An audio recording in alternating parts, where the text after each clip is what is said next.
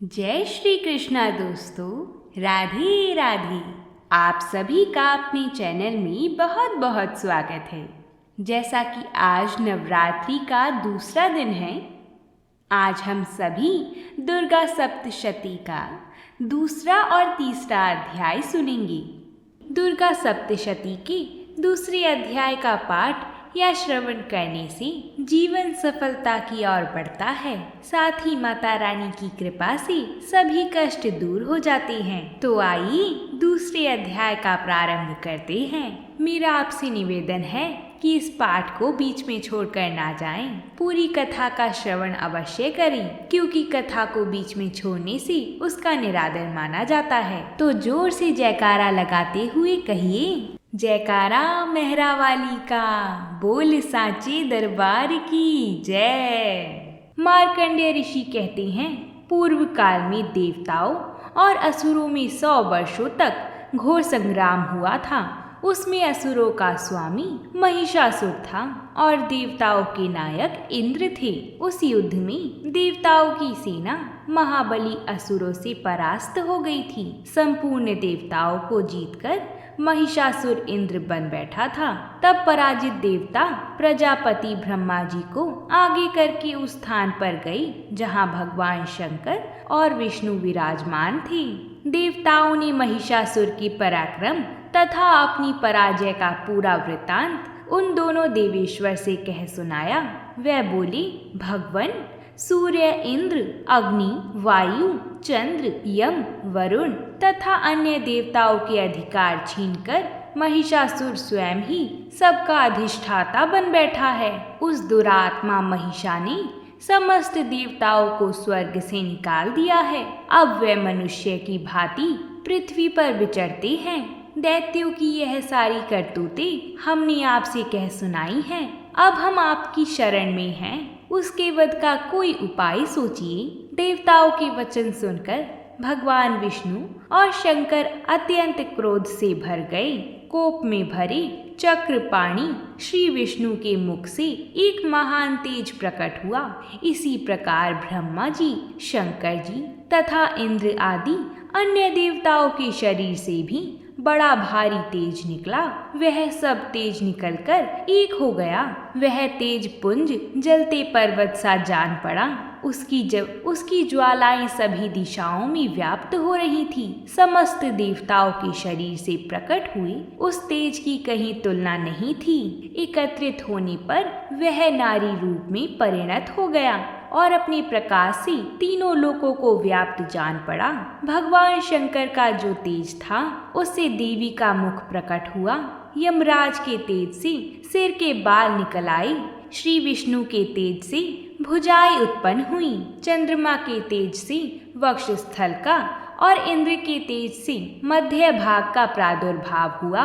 वरुण के तेज से जांघा और पिंडली तथा पृथ्वी के तेज से नितंब भाग प्रकट हुआ। ब्रह्मा के तेज से दोनों चरण और सूर्य के तेज से उनकी अंगुलियां हुई। वसुओं के तेज से हाथों की उंगलियां और कुबेर के तेज से नासिका प्रकट हुई। उस देवी के दांत प्रजापति के तेज से और तीनों नेत्र अग्नि के तेज से प्रकट हुई। उनकी भौएं संध्या के और कान वायु के तेज से उत्पन्न हुए थे। उसी प्रकार अनन्य देवताओं के तेज से भी उस कल्याणमयी देवी का आविर्भाव हुआ। समस्त देवताओं के तेज पुंज से प्रकट हुई देवी को देखकर महिषासुर के सताए देवता बहुत प्रसन्न हुए। पिनाकधारी भगवान शंकर ने अपने शूल से एक शूल निकालकर उन्हें दिया। फिर भगवान विष्णु ने भी अपने चक्र से चक्र उत्पन्न करके भगवती देवी को अर्पण किया। वरुण ने शंख भेंट किया, अग्नि ने शक्ति दी और वायु ने धनुष और बाण से भरे हुए 2 तरकस प्रदान किए। सहस्त्र नेत्रों वाले देवराज इंद्र ने अपने वज्र से वज्र उत्पन्न करके दिया और ऐरावत हाथी से उतारकर 1 घंटा भी प्रदान किया। यमराज ने काल दंड से दंड, वरुण ने पाश, प्रजापति ने स्फाटिक की माला दी, ब्रह्मा जी ने कमंडलू भेंट किया। सूर्य ने देवी के समस्त रोम कुंभों में अपनी किरणों का तेज भर दिया।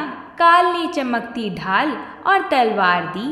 क्षीर सागर ने धवल हार तथा कभी जीर्ण ना होने वाली 2 दिव्य वस्त्र भेंट किए। साथ ही उन्होंने दिव्य चूड़ामणि, 2 कुंडल, कड़े, उज्जवल अर्धचंद्र, सब बाहुओं के लिए केयूर, दोनों चरणों के लिए निर्मल नुपुर, गले की हंसली और सब अंगुलियों के लिए रत्नों की अंगूठी भी दी।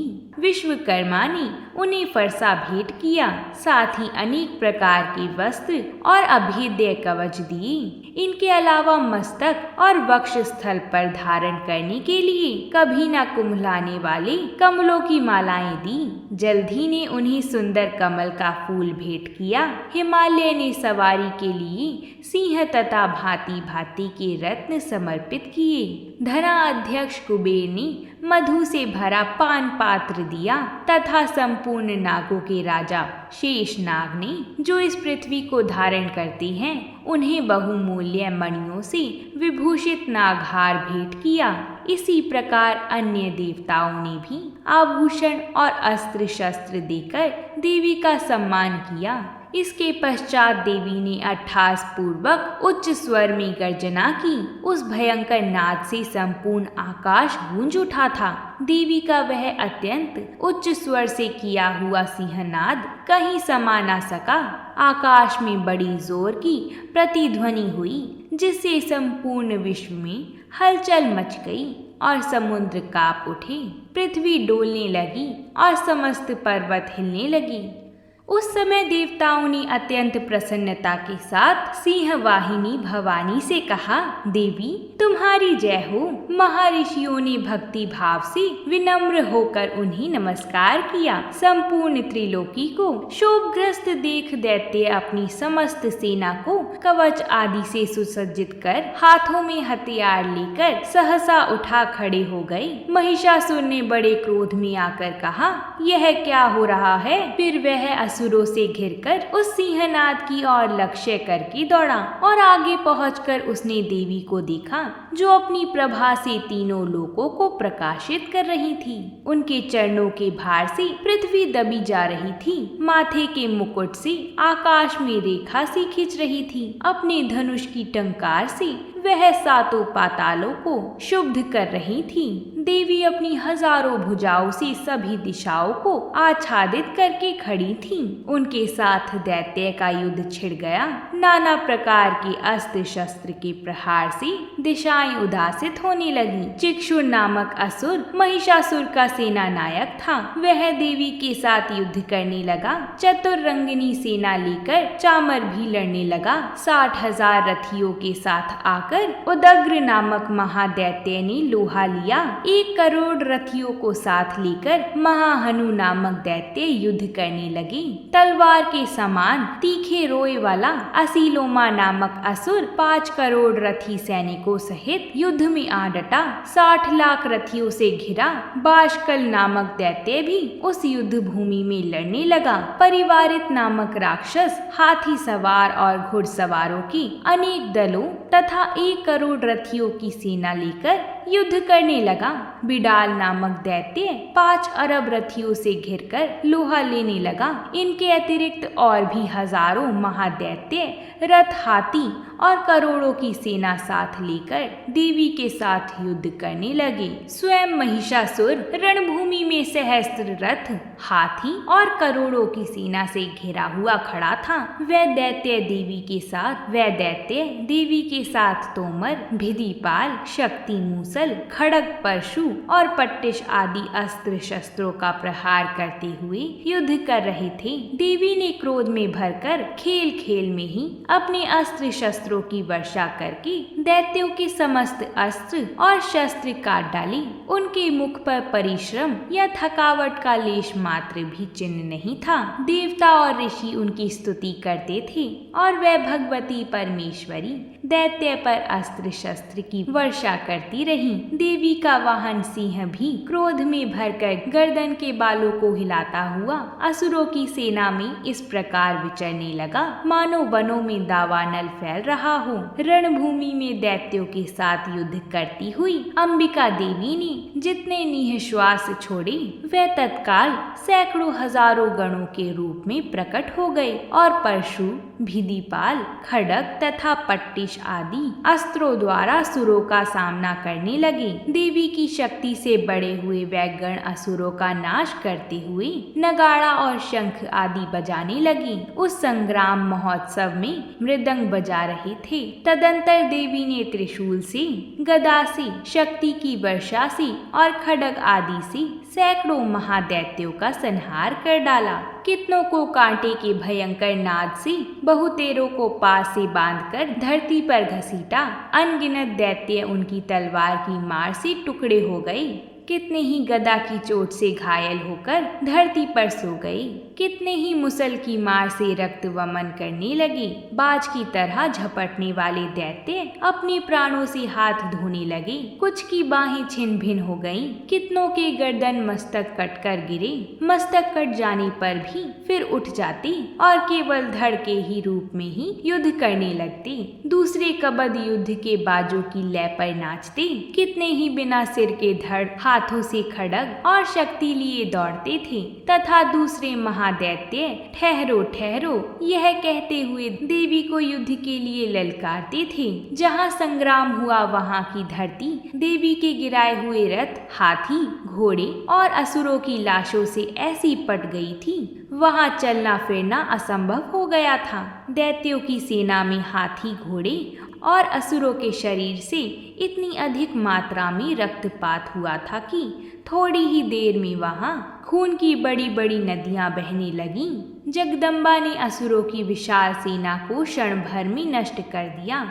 ठीक उसी तरह जैसे तृण और काठ के भारी ढेर को आग कुछ ही क्षणों में भस्म कर देती है, सिंह भी गर्दन के बालों को हिला हिलाकर जोर जोर से गर्जना करता हुआ दैत्यों के शरीरों से मानो उनके प्राण चुन लेता था।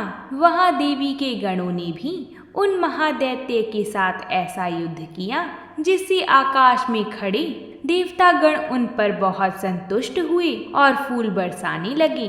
बोलिए शेरों वाली माता की जय।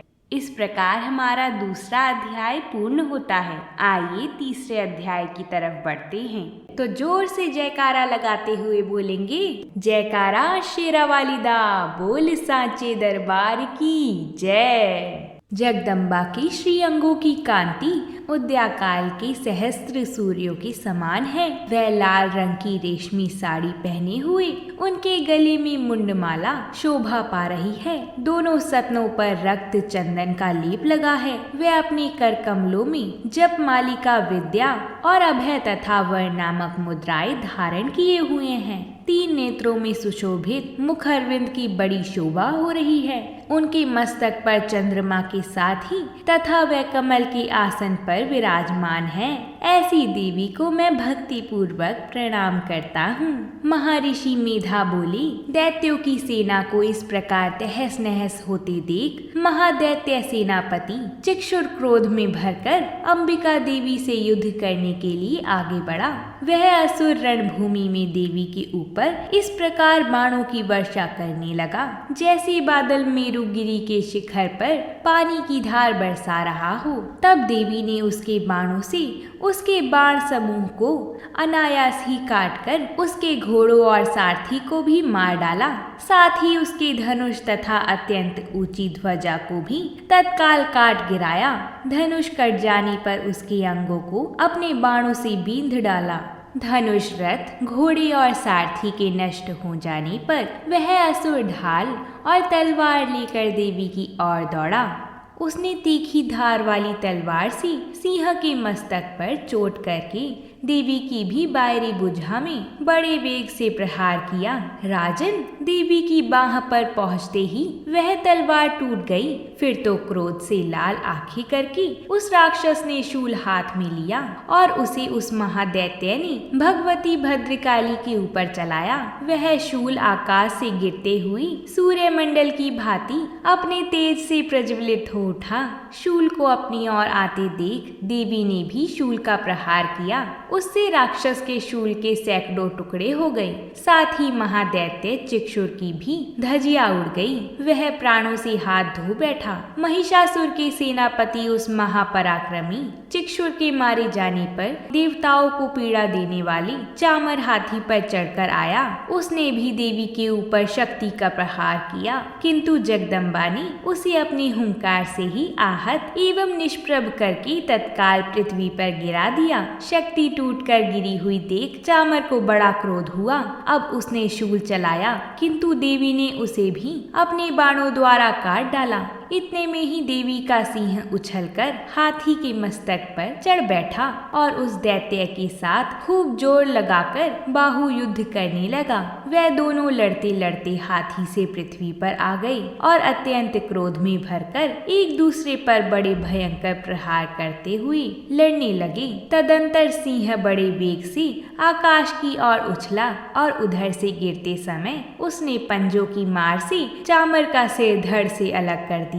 इसी प्रकार उदग्र भी शिला और वक्ष आदि की मार खाकर रणभूमि में देवी के हाथ से मारा गया तथा कराल भी दांतों, मुक्कों और थप्पड़ों की चोट से धराशायी हो गया। क्रोध में भरी हुई देवी ने गदा की चोट से उद्दत का कचुम्बर निकाल डाला, भिंदीपाल से वाशकल को तथा बाणों से ताम्र और अंधक को मौत के घाट उतार दिया। 3 नेत्रों वाली परमेश्वरी ने त्रिशूल से उग्रवीर तथा महाहनु नामक दैत्य को मार डाला। तलवार की चोट से विडाल के मस्तक को धड़ से काट गिराया। दुर्धर और दुर्मुख इन दोनों को भी अपने बाणों से यमलोक भेज दिया। इस प्रकार अपनी सेना का संहार होता देख महिषासुर ने भैंस का रूप धारण करके देवी के गणों का त्रास देना आरंभ किया। किन्हीं को थूथून से मारकर, किन्हीं के ऊपर खुरों का प्रहार करके, किन्हीं को पूंछ से चोट पहुंचाकर, कुछ को सींगों से विदीर्ण करके, कुछ गणों को वेग से, किन्हीं को सिंहनाद से, कुछ को चक्र देकर और कितनों को निःश्वास वायु के झोंके से धराशायी कर दिया। इस प्रकार गणों की सेना को गिराकर वह असुर महादेवी के सिंह को मारने के लिए झपटा। इससे जगदम्बा को बड़ा क्रोध हुआ। उधर महापराक्रमी महिषासुर भी क्रोध में भरकर धरती को खुरों से खोदने लगा तथा अपने सिंहों से ऊंचे ऊंचे पर्वतों को उठाकर फेंकने और गर्जने लगा।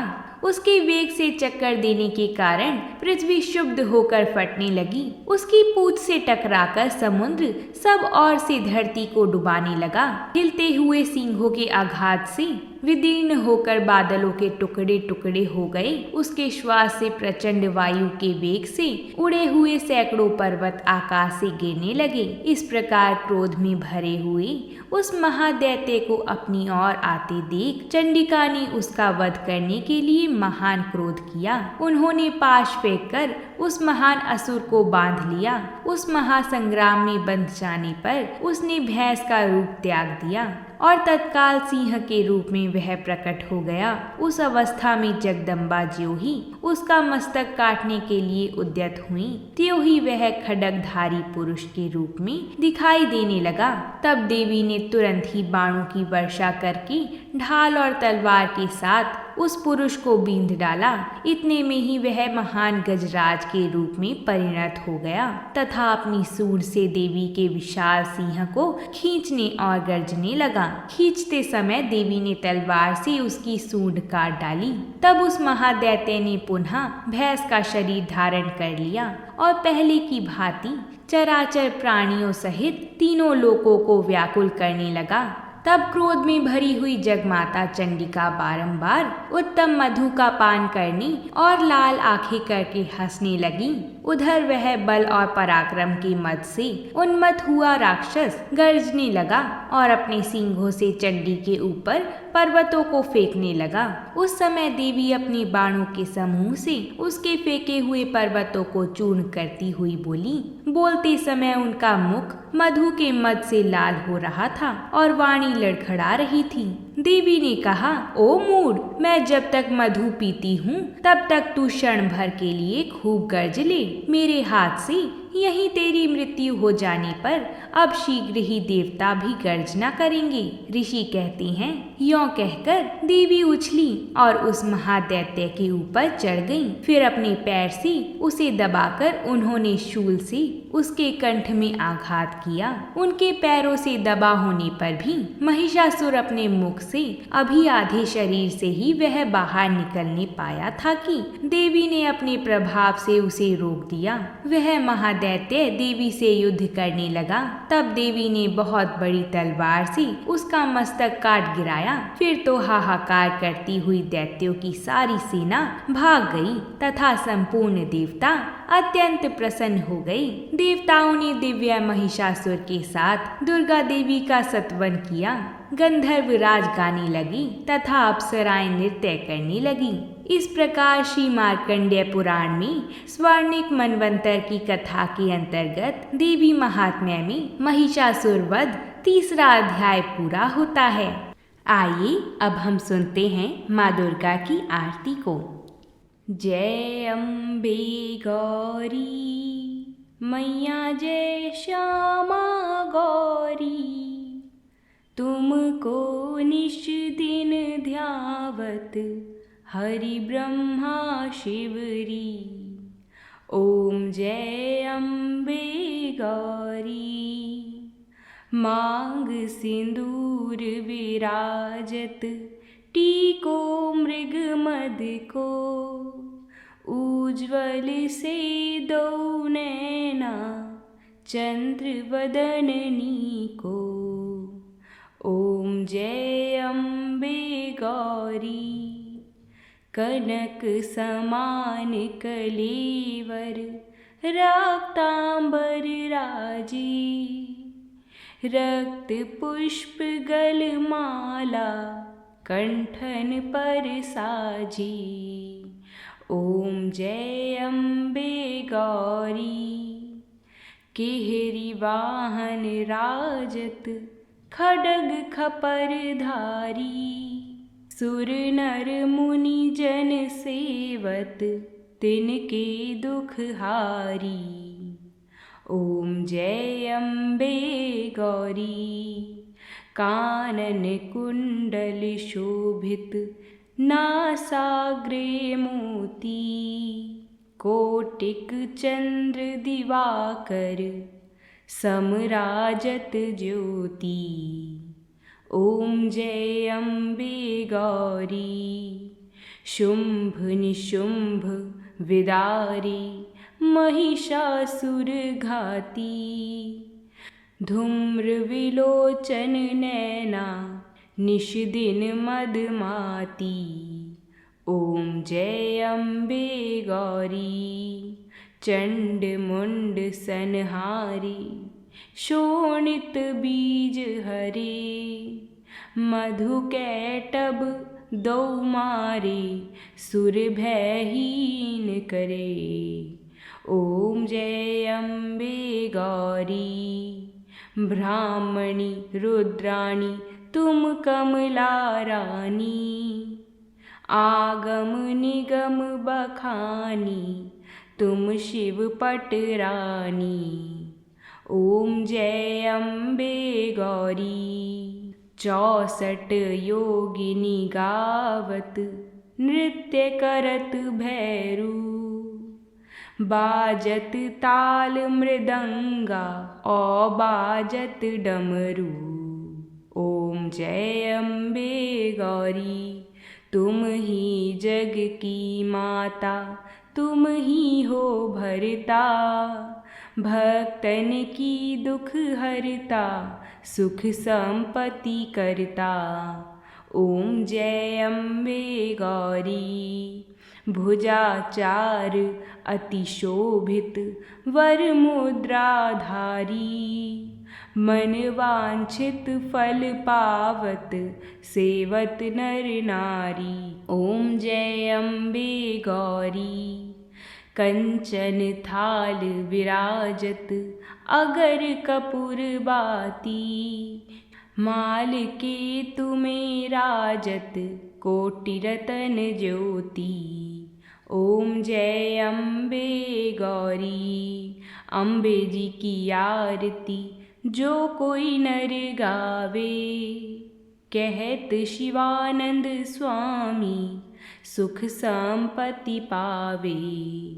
ओम जय अम्बे गौरी। जयकारा शेरा वाली दा बोल सांचे दरबार की जय। अगर आप सभी को ये कथा पसंद आई है तो वीडियो को लाइक ज़रूर करें और अपने परिवारजनों के साथ इसको शेयर भी करें। साथ ही साथ कमेंट बॉक्स में जय माता दी ज़रूर लिखें। आप सभी के ढेर सारे कमेंट देखकर हमें बहुत अच्छा लगता है कि आप सभी को हमारी कथाएं पसंद आ रही हैं।